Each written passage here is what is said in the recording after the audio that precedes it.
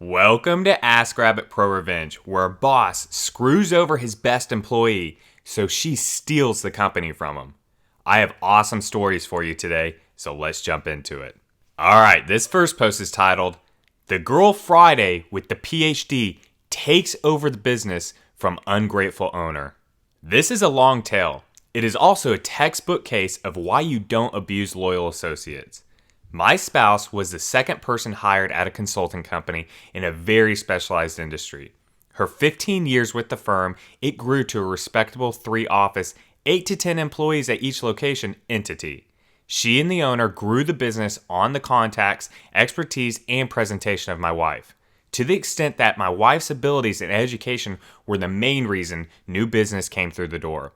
Over the years, her scope of responsibility grew so that the owner was basically 75% absent and mostly unaware of day-to-day activity. As he got more and more removed from the business, he would make overtures that he would eventually retire and sell her the business. He was so dependent on her income generating that he took out a life insurance policy on her. I did not involve myself too much, but at a major industry dinner party I attended with her, he introduced my wife to the table as "My Girl Friday," basically a secretary, which was weird. Over the years, she tried to get an agreement in place to buy the firm even if it was years away. He always delayed and made promises but never followed through. I told her, "This guy doesn't respect you or your contribution. He will never sell you the business because there's no reason to. He can make more money by stringing you along, and essentially, you are the business. Why would he sell it to you?"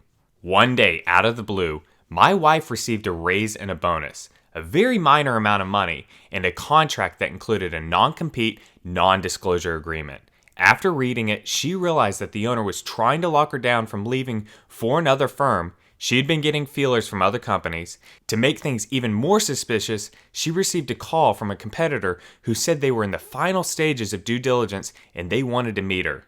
The butthole was selling the company and didn't think to tell her or ask if she was interested in buying it. She ignored the agreement and there were no other agreements in place. She was totally free. My wife is extremely loyal. She has missed so many special days working for this guy, stuck around when they were wobbly, even skipped paychecks when there were tough financial times. She was furious, the absolute maddest I've ever seen her. We discussed starting her own firm, and I asked how much business is contractually obligated to stay there if you leave. It turned out that most agreements were either handshakes or 30-day at will. I also asked how many would leave with you. She said about 75%, including her biggest source of revenue, who didn't even know the owner. In a very short time, my wife took a 3-week vacation. She had months of unused time, during which time she rented an office in the same building and made all the arrangements to set up a new shop.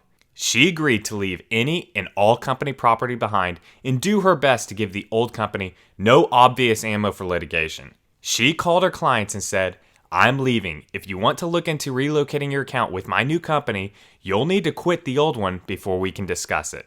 Most understood the implication. While she was on vacation, she received a panicked call from her boss. "We lost XYZ company. Do you know anything about it?" She said, "I'm sorry, but I just sent you an email. I've resigned. All my keys and company stuff is on my desk. Bye-bye." The new firm took basically 90% of the business and seamlessly transitioned into the same company as it was before, but with a new owner. Even most of the office staff would come aboard. Within a year, her old company closed down except for the small office her old boss ran. She sees him once in a while and he just scowls at her. Alright, I hope you all enjoyed that first story. Before we get into the next story, if you guys could please do me a huge favor and smash that like button down below. Make sure to hit subscribe so you never miss any future content. Alright, this next post is titled, "Height Approved." I originally posted this in malicious compliance, but I think it belongs here too. This isn't my story, but my parents'. It was probably the first time I witnessed malicious compliance, and I still remember it well. It was about 25 years ago, so I was about 8, and we had just moved into a 150-year-old house that was in need of major repairs. My dad, thinking ahead, knew he would need a large garage and workshop to really get started on the renovations properly. On the edge of our yard was an ancient barn that was falling apart and needed to be torn down. My dad figured this was the best place to build his new workshop, so that was the plan. We had met and were on good terms with all of the neighbors at that point. When the plans for the new workshop were finished, my parents went around to all the neighbors as a courtesy to show them the plans and get their blessings. The neighbors whose property the current barn and new workshop would border, I'll call them the Peters, were concerned about the height. The existing barn was 16 feet high, and they asked if we could only build it 1 story, 12 feet max, as not to block the sun in their yard. Sure, no problem, my parents agreed. They wanted to go 2 stories for extra storage, but just 1 wasn't a deal breaker. So the old barn was torn down, and the foundation laid for the new one. During that time, there was a falling out with the Peters and my parents. I'm not sure what happened, but it turned nasty. One day, my brother and I were playing hockey, and Mr. Peters came out yelling at us, "Get off the road, you half-breed buttheads!" My dad is black, so we're both half-black. "You have to earn your place in this town!"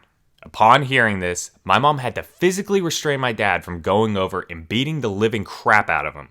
Eventually, he cooled off and started his plan. The plans for 1 story went out the window. Soon the new garage that was only supposed to be 1 story soon gained a second in the blueprints. If there were going to be direct racist comments at his kids, my dad would build what he wanted. As construction started, the Peters came over to ask why there was 2 stories being built and were told to go screw themselves. We didn't hear from them again until the roof started to go on. The bylaws of the township limited all out structures to 24 feet high. The Peters called the township and then a building inspector claiming that the new garage was over 24 feet high. If it was over that height, the entire thing would have to be torn down and rebuilt, costing us tens of thousands of dollars. I remember the Peters standing there, watching the inspector with smug looks on their faces. 2 days later, we got the final report back from the township and inspector. 23 feet, 11 inches, just as my dad had drawn up in his new plans. He sent me up on the roof of the garage, just plywood, no shingles yet, with some spray paint, and had me write 23 feet, 11 inches, height approved, in 2-foot high neon orange letters across the entire roof, facing their yard and house.